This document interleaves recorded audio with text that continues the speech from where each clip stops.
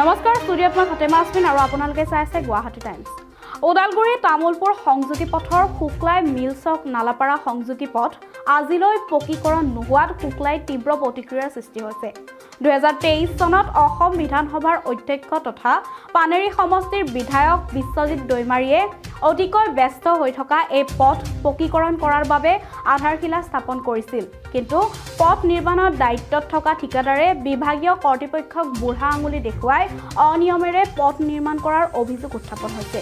বৰ্তমান পথত দিয়া শিল চপৰাকৈ ওলাই আহি যাতায়াতত বিঘ্নিত কৰি তুলিছে। আনকি পথত পানী নিদিয়াৰ বাবে সমগ্ৰ পথ ধূলিময় হৈছে। এই পথত নিতৌ শতাধিক বাহন চলে, কিন্তু ধূলিময় পৰিৱেশৰ বাবে পথৰ কাষৰ লোকসকল অতিষ্ঠ হৈ পৰিছে। আনহাতে ঠিকাদাৰে পথৰ কামৰ বাবে অনা ৰোলাৰ জেচিপি বিকল হৈ পৰা বুলি ৰাইজে জনায়।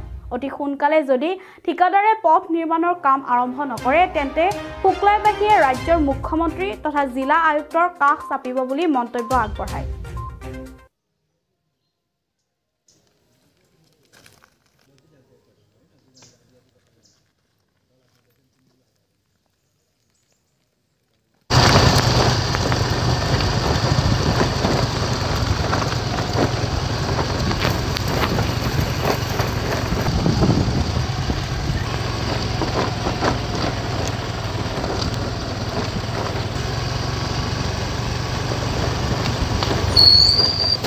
পেলাই মুখ্যমন্ত্ৰী পকী পথ আঁচনিৰ ৰাস্তা লৈছে। আমাৰ ইউটি ৰোডৰ মিল চকৰ পৰা নালাপাৰালৈ যোৱাৰ এই ৰাস্তাটো দীঘল যিমানে নিদিয়ক ৰাস্তাটো মাত্ৰ 1 কিলোমিটাৰ হৈ পেলাই আজি 4 মাহ হ'ল।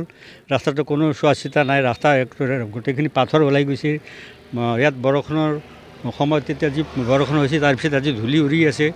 আৰু ল'ৰা ছোৱালীৰ কাৰণে স্কুলীয়া ছাত্ৰ ছাত্ৰীৰ পৰা আৰম্ভ কৰি বেপাৰ বাণিজ্য অহা যোৱা ৰাইজৰ কাৰণে ইমান অসুবিধা হৈছে। ৰাস্তাটো আজি ইমান দিনে মানে ঠিকাদাৰে বিভিন্ন সময়ত ৰাইজৰ কথা কয়, কিন্তু আমি ঠিকাদাৰৰ কথাটো বিশ্বাস হোৱা নাই। যদিও ঠিকাদাৰক আমি এটা সম্পৰ্ক ৰাখিব বিচাৰিছোঁ, তেখেতে ৰাইজৰ ওচৰত আজিলৈ কোনোদিন অহাই নাই। আজি এই নিৰ্দিষ্ট ম্যাদটো পাৰ হৈ গৈছে। গতিকে এই বিষয়ত এতিয়া বিশেষকৈ আমাৰ বিধানসভাৰ অধ্যক্ষ মহোদয় এই বিষয়ত বেছি গুৰুত্ব দিব লাগে। আমি তেখেতক আপত্তি কিয় কৰা নাই, কাৰণ আমি ঠিকাদাৰে আমাৰ যিবিলাক কথা দি আছে তাৰ আমি ইমান বিশ্বাস কৰিছিলোঁ, কিন্তু বিশ্বাসত এতিয়া ঠিকাদাৰে বিশ্বাসঘাত কৰি আছে। গতিকে আজি মেচিন বেয়া হৈছে, কিবা বেয়া হৈছে, পানী কিয় দিয়া নাই, ৰাইজে ইমান অসুবিধা ভোগ কৰিছে। গতিকে এই বিষয়ত বিশেষকৈ দলৰ মানুহৰ লগতো আমি কথা পাতিছোঁ। দলৰ মানুহে ডিপাৰ্টমেণ্টত বিচাৰি ক'ব দিছে। ডিপাৰ্টমেণ্টৰ কোনোদিন অহা নাই, কোনোদিন ইঞ্জিনিয়াৰ আহি পেলাই ৰাস্তাটো চাব লাগে, কোনো কামেই হোৱা নাই আমি। গতিকে ৰাইজে ইমান অসন্তুষ্টি বোধ কৰিছে। আজি 75 বছৰৰ পিছত এই ৰাস্তাটো আজি আৰম্ভ হৈছে। বিভিন্ন সময়ত ৰাজনৈতিক চক্ৰান্ত হৈ পেলাই এই ৰাস্তাটো হোৱা নাই। বিভিন্ন সময়ত BPFৰ দিনতো এই ৰাস্তাটো নহ'ল। আমি বাৰে বাৰে ৰাইজে 100 বাৰ হৈছে আমাৰ আপত্তি দিয়া। একমাত্ৰ মুখ্যমন্ত্ৰী পকী পথ আঁচনি আজি হৈছে, আজি চেংচন, কিন্তু ৰাস্তাটো আজিলৈ এই অৱস্থাত আছে। গতিকে ৰাইজে বিৰক্তি বোধ কৰিছে। গতিকে ইয়াৰ পিছত যদি ঠিকাদাৰে নিৰ্দিষ্ট সময়ত আজি এসপ্তাহ বা 15 দিনৰ পিছত যদি ৰাস্তাটো আৰম্ভ নকৰে, তেতিয়াহ'লে আমি বৃহৎ এটা প্ৰতিবাদ জনাম।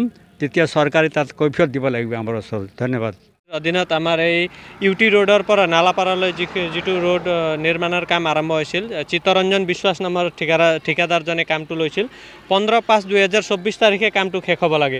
এই কামটোৰ গাফিলতিৰ কাৰণে এতিয়ালৈকে কামটো শেষ হোৱা নাই। আপোনাৰ আধাতকৈ অলপ কমমান পকীকৰণ কৰিছে। পকীকৰণো ভালদৰে কৰা নাই তেওঁলোকে। থিকনেছটো যিটো দিব লাগে দিয়া নাই, আৰু পকীত বাবলিং হৈ আছে। এইটো বিষয়ত মই যিটো PWD ডিপাৰ্টমেণ্টক অনুকিয়াই দিব বিচাৰিছোঁ, তেওঁলোকে এই ৰাস্তাটো আহি চাওক। আৰু যিটো সময়ত এই কামটো শেষ হ'ব লাগিছিল, এই সময়ত কামটো শেষ কৰিব পৰা নাই। ঠিকাদাৰজনে ফোন কৰোঁতে ফোনটো ৰিচিভ নকৰে, আৰু কেতিয়াবা ৰিচিভ কৰিলেও এসপ্তাহৰ পিছত কৰি আছোঁ। মেচিন বেয়া হৈছে, মই মেচিন আনিব পঠাইছোঁ, আৰু 2 দিন ধৈৰ্য ধৰক বুলি তেওঁ বিভিন্ন ধৰণৰ কথা কৈ পেলাই ৰাইজৰ চকুত ধূলি দি আছে।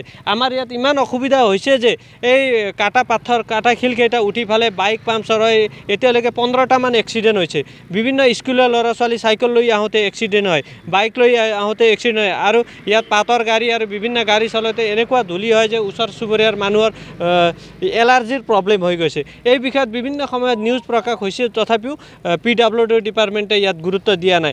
আমাৰ আমাৰ এটা ই হৈছে যে PWD ডিপাৰ্টমেণ্টৰ লগত চিত্তৰঞ্জন বিশ্বাসৰ কিবা ভিতৰুৱা বুজাবুজি আছে সেইকাৰণে আজি ৰাইজে ইমান প্ৰতিবাদ কৰোঁতে ইমান কওঁতেও তেওঁলোকে প্ৰশাসনে কিয় এই বিষয়ত গুৰুত্ব প্ৰদান কৰা নাই সুদীৰ্ঘ আজি 50 বছৰৰ পিছত যিহেতু এই ৰাস্তাটো হৈছিল আমাৰ অধ্যক্ষ বিশ্বজিৎ দৈমাৰীৰ নেতৃত্বত আৰু তেওঁৰ কাৰণে এই ৰাস্তাটো হ'বলৈ সক্ষম হৈছিল আমি বিশ্বজিৎ দৈমাৰী ছাৰকো আমি ক'ব বিচাৰিছোঁ তেওঁ এটা ফোন কৰি দিলে এই ৰাস্তাটো এই ঠিকাদাৰজনে সোনকালে কামটো কৰি দিব তেওঁ বিভিন্ন আমাৰ এৰিয়াত বিভিন্ন উন্নয়নমূলক আঁচনি কাম কৰিছে তাৰ ভিতৰত আমাৰ এই UT ৰোডৰ পৰা নালাপাৰা ৰাস্তাও এটা অন্যতম তেওঁৰ কাম সেইকাৰণে তেওঁৰ কামতো যদি ঠিকাদাৰে এনেকুৱা গাফিলতি কৰে তেওঁৰ নামতো এটা সৰু দাগ আহিব বুলি আমি আশা কৰিছোঁ আৰু আমি ক'ব বিচাৰিছোঁ এক সপ্তাহৰ ভিতৰত এই কামটো আৰম্ভ কৰক নহ'লে আমি ইয়াতকৈ ডাঙৰ প্ৰতিবাদ কৰিবলৈ আমি ৰাইজ ওলাই আহিম আৰু ইয়াত কোনেও বাধা প্ৰদান নকৰে বুলি আমি আশা কৰিছোঁ আৰু